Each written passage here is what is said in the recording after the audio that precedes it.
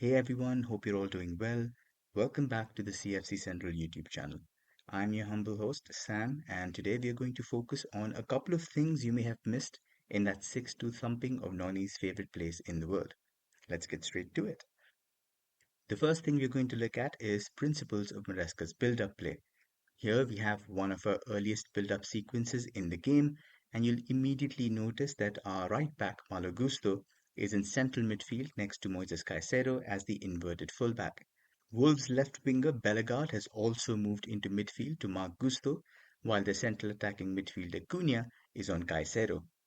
You can also see that Wolves' centre forward Strand Larsen is outnumbered 3-1 by our two centre backs and Sanchez. This is why you can see Sanchez telling Fofana to move, and West begins drifting from centre back to right back. You can see a few seconds later Fofana is much deeper. Sanchez is almost level with Colwill for a makeshift back two. This is Maresca's first principle at work, the goalkeeper as the second centre back or the extra outfielder. Cunha sees the chance to make it a 2v2 on our back line, so he presses, cutting the lane to Caicedo simultaneously. This is what Maresca wants, to draw pressure. When Levi passes to Cucurella, you can see the full picture. Enzo, who was actually the second pivot, has moved into the attacking third and is taken by the opposition 8, João Gomes. Palmer is taken by the best defensive midfielder, Mario Lemina, for obvious reasons. When the ball is played back to Levi, Caicedo's marker Cunha presses Levi by blocking the passing lane to Caicedo. This, however, leaves Caicedo free as his marker is engaging somebody else. Levi now demonstrates principle 2, play into the pressure, where he breaks the line between Wolves' front two to Gusto, followed by the third principle, find the third man. Caicedo asks Gusto to drop to receive because he is the only option. Gusto lays off the pass to the third man, and since Gusto is the right back, he has dragged the left winger Bellegarde inside. The right flank is now vacant. Caicedo, though, knows this well before he receives and makes the switch to Fofana. Wolves' left back, of course, cannot push on Fofana because he knows he would leave Madueke free, so Fofana looks to carry it forward. At this point, Wolves' centre forward Strand Larsen has to track to stop Fofana, and Lemina has lost track of Palmer, who is a simple pass away from a 1v1 on a Wolves centre back. Fofana, however, plays it safe. In this next sequence, Wolves realize their mistake and try to rectify it. Here's what happened in the 17th minute. Near identical starting positions here. Now when Fofana tries to push to the empty right back spot, Cunha follows him. However, Cunha was marking Caicedo earlier, so someone else must take him. Wolves push Gomez on to Caicedo. This is where the problems begin. Chelsea are now in a 2-4 against 5 of Wolves' outfielders, with Sanchez at centre back again making the extra man. This means Wolves only have Lemina in defensive midfield against his marker Cole Palmer, as well as Enzo Fernandez, who is now free after his marker Gomez pushed forward. The ball is bounced off Caicedo to the left. Lemina, the only midfielder in Wolves' back 5, is on Palmer, which means Enzo is free. You can see Hwang looking over his shoulder to check Enzo's position. When Enzo drops, Hwang now has two jobs, to close down his marker Cucurella, but also prevent Enzo from receiving between lines. He tries doing both things simultaneously and fails both times. Enzo receives without any pressure. You can see Lemina in the middle furious about how this happened. Enzo drives forward in space, evades the recovering Joao Gomez, and our Wolves have their entire side skewed to the right half of the pitch. Palmer on the far side is pinning Wolves' furthest player, the left back Ait Nouri. Enzo notices Madueke is free and makes the switch. Palmer's position here prevents Wolves' centre back from preventing the 1 versus 1 on his fullback. Madueke gets his first shot away from this situation. You will notice minor changes, but the principles tend to remain the same. Here, for instance, Gusto is not inverting into midfield and Enzo is in the pivot. Sanchez is the second centre back, an extra outfielder again, and that makes it a box of 4 versus Wolves 3. When Strand Larsen presses, Enzo drops and attracts pressure. Caicedo is now free. Sanchez plays into the pressure to Caicedo. Now Enzo is the third man. You can see he is facing play, already scanning his forward options and has some space to breathe. Caicedo lays it off, and Enzo hits it wide to Gusto. Another interesting variation happened early in the second half.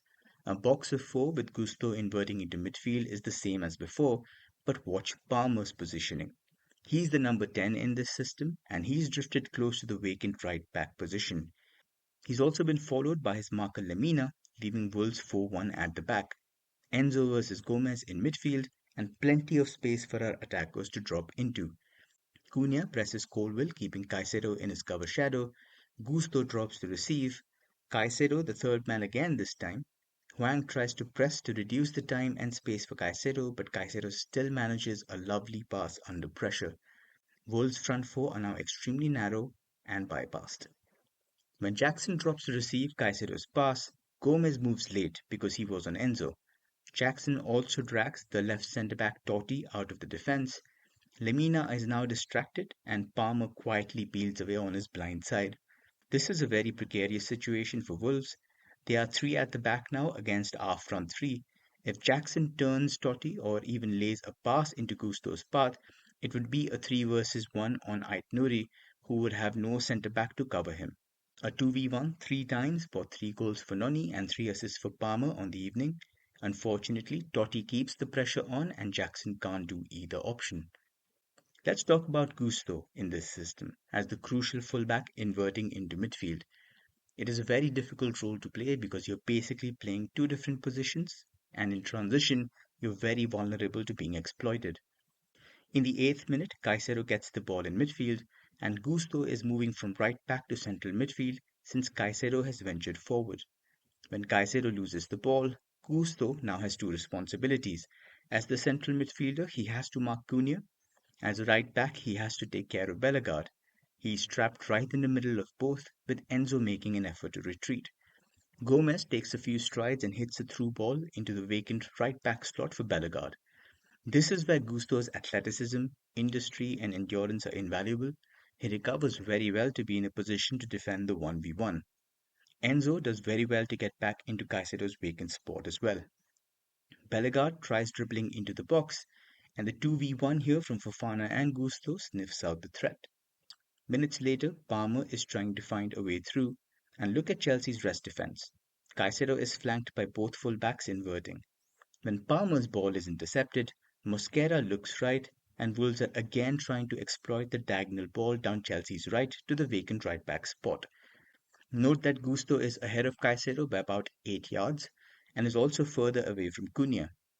Mosquera finds Strand Larsen with the ball between Gusto and Caicedo, who lays it off to Cunha and Wolves break. At this point, Gusto has already made up the ground and sprints rapidly to first get ahead of Cunha. He then tells West to stay on Strand Larsen and slots into centre back. He then intercepts the crucial ball in behind and breaks the transition. Wolves also tried the direct route to this spot. Here Jackson is pressing Sa on a back pass. You can see Enzo pushing up, which means Caicedo and Gusto are in midfield outside the frame. Sa tries the long diagonal on the right again, and you can see Gusto running backwards, outnumbered by Bellegarde and Cunha, who both manage to retain the ball. One of the questions asked constantly this season is, why doesn't Enzo stay deeper next to Caicedo, which makes Gusto's job easier? Let's take a closer look at the first goal. In the 27th minute, Caicedo emerges with the ball on the right flank, Enzo is in the pivot, and Gusto is at right back. Caicedo is robbed by Bellegarde from behind. Noni, having already made a forward run, is far away from his man Ait Nouri, who is in midfield. With Caicedo out and Cunha wide, Gusto can't push up to engage, leaving Enzo to drag Ait Nouri. Here he tries fouling Ait Nouri but fails. Seconds later he tries to tackle him but is bypassed. Ideally you want Enzo to foul and take a yellow, but he doesn't. And this is the weakest part of Enzo's game, defending transitions. He's got limited recovery pace and acceleration, and short legs also minimize the reach of his defensive actions. Caicedo has now recovered, but Gusto still needs to watch Bellegarde and keep an eye on Cunha. Fofana gets drawn too close to Strand Larsen, Gusto gravitates to his man Bellegarde, and an unlucky deflection allows Cunha to equalize. In a play style where there are high chances of turnovers, Gusto is a lot more physically capable of rectifying errors, a safety net for necessary risks. His burst across short distances, recovery pace, and tackling are all vastly superior to Enzo's and very valuable in this position. Gusto started his career as a midfielder and is still picking up nuances of playing in Maresca's pivot. If you go back to the build-up clips, you'll see Gusto calling for the ball and passing under pressure, very positive signs. He's also picking up on more advanced principles like third man runs. Here, towards the end of the game, Gusto again is in the pivot with Enzo, a box of 4 against Wolves 3. He asks under pressure from Rodrigo Gomez and passes immediately to Fofana.